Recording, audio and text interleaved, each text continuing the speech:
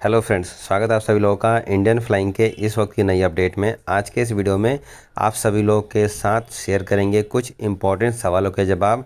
जी दोस्तों, बहुत सारे लोगों के यहाँ पर अलग अलग टॉपिक को लेकर सवाल आ रहे थे, तो आज के इस वीडियो में कुछ इंपॉर्टेंट सवालों को लेने वाले हैं और उनके जवाब जानने की कोशिश करेंगे। पहला सवाल यहाँ पर ले लेते हैं, जो कि पूछ रहे हैं जतिन ढिल्लो जी। इनका सवाल है कि रेगुलर फ्लाइट्स कब से स्टार्ट होगी विदाउट एनी रूल। सो जतिन जी, इस समय भारत में रेगुलर फ्लाइट कब से चालू होगी?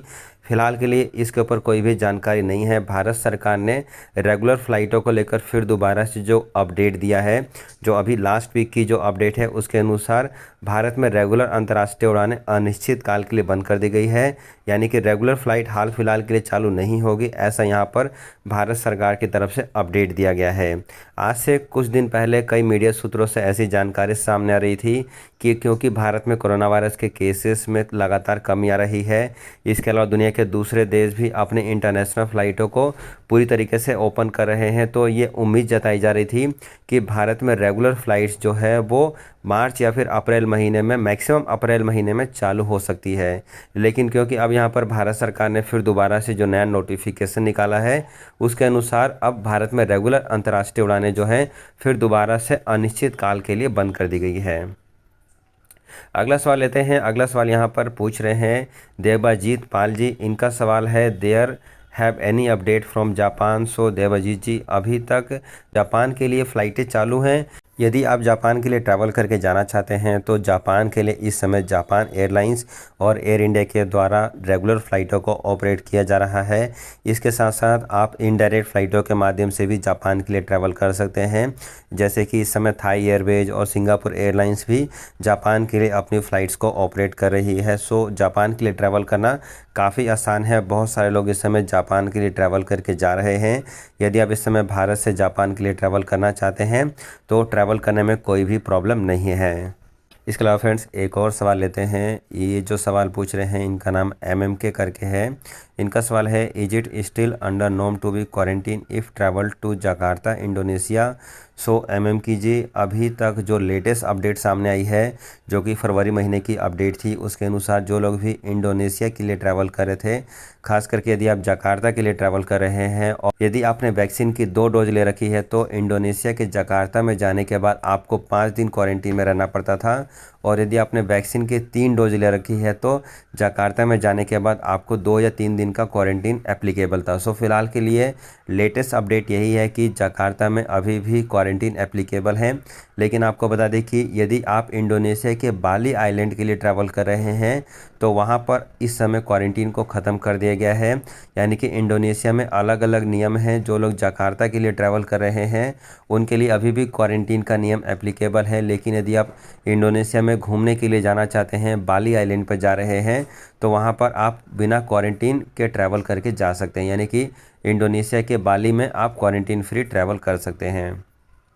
अगला सवाल यहाँ पर काफ़ी कॉमन सवाल है। बहुत सारे लोग न्यूजीलैंड को लेकर सवाल पूछ रहे हैं, चाइना को लेकर सवाल पूछ रहे हैं। तो फ्रेंड्स, न्यूजीलैंड, चाइना, ये कुछ ऐसे देश हैं जिन्होंने अभी तक फ़्लाइट्स को लेकर जानकारी शेयर नहीं करी है।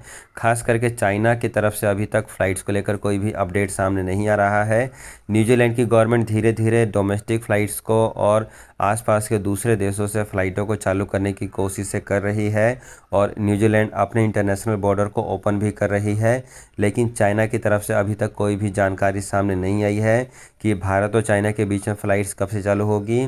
इसके ऊपर जैसे ही कोई भी हमारे पास जानकारी आएगी चाइना से या फिर न्यूजीलैंड से। इसके अलावा दक्षिण कोरिया को लेकर भी कई सारे लोग सवाल पूछे थे, वो भी एक सवाल है जिसके बारे में अभी हम आगे बात करेंगे। सो ये सभी ऐसे देश हैं जहाँ से अभी तक कोई भी फ़्लाइट्स को लेकर या फिर इनके इंटरनेशनल बॉर्डर कब ओपन होंगे उसको लेकर अभी तक कोई भी जानकारी नहीं सामने आई है।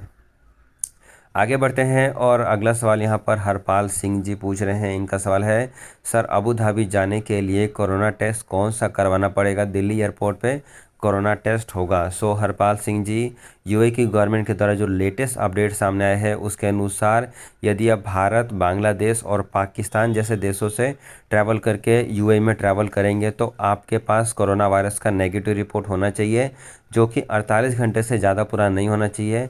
इसके साथ साथ आपके पास जो रिपोर्ट होना चाहिए वो ICMR अप्रूव्ड लैब से होना चाहिए।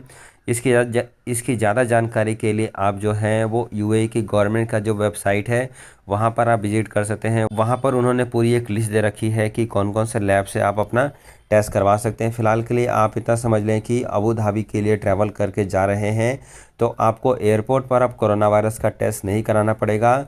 आपके पास कोरोना वायरस का जो नेगेटिव रिपोर्ट है वो 48 घंटे से ज़्यादा पुराना वाला नहीं होना चाहिए।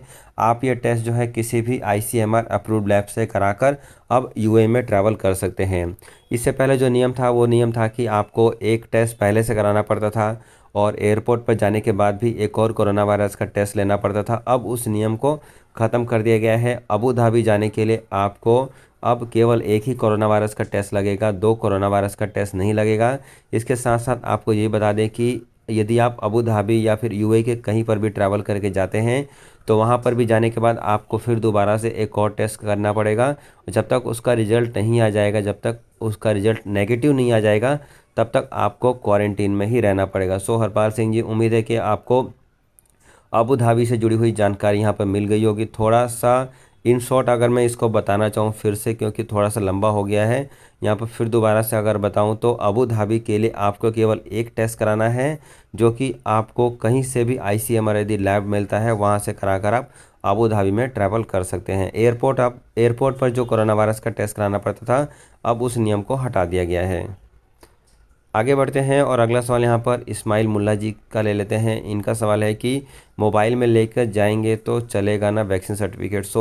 इसको लेकर कोई भी अपडेट नहीं है कि मोबाइल में नहीं चलेगा, लेकिन हम यहाँ पर आपको यही सजेस्ट करेंगे कि यदि आप ट्रैवल कर रहे हैं तो आपके पास प्रिंट आउट होना चाहिए ताकि आप कहीं पर भी प्रिंट आउट आसानी से दिखा सके। क्योंकि यदि आप मोबाइल में रखेंगे तो आपको अपना टेस्ट दिखाने के लिए मोबाइल उनको देना पड़ेगा, जो कि एक अच्छा ऑप्शन नहीं है। आप अपना मोबाइल किसी को भी ना दें।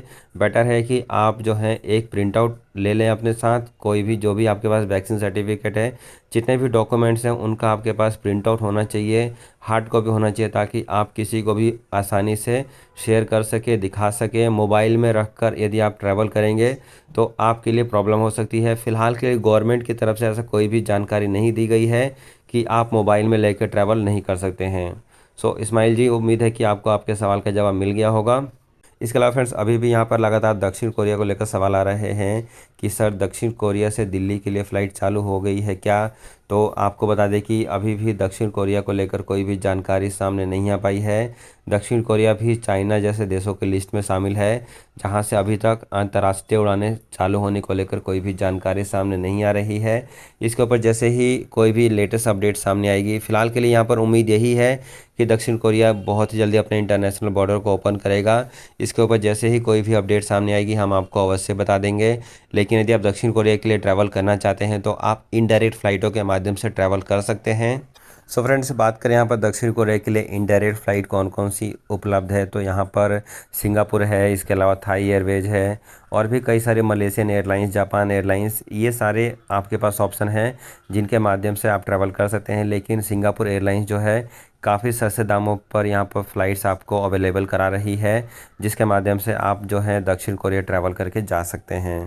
फ्रेंड्स, ये कुछ इंपॉर्टेंट सवाल आप सभी लोगों की तरफ से आ रहे थे। इसके अलावा यदि आपको कुछ और सवाल हैं जो इस वीडियो में मिस हो गए हैं, जो हमने नहीं लिया है, वो हमें कमेंट्स करके पूछ सकते हैं। हम कोशिश करेंगे कि उन सवालों के जवाब या तो आपको वीडियो के कमेंट्स बॉक्स में दे दें, नहीं तो उसके लिए एक सेपरेट वीडियो भी बना देंगे।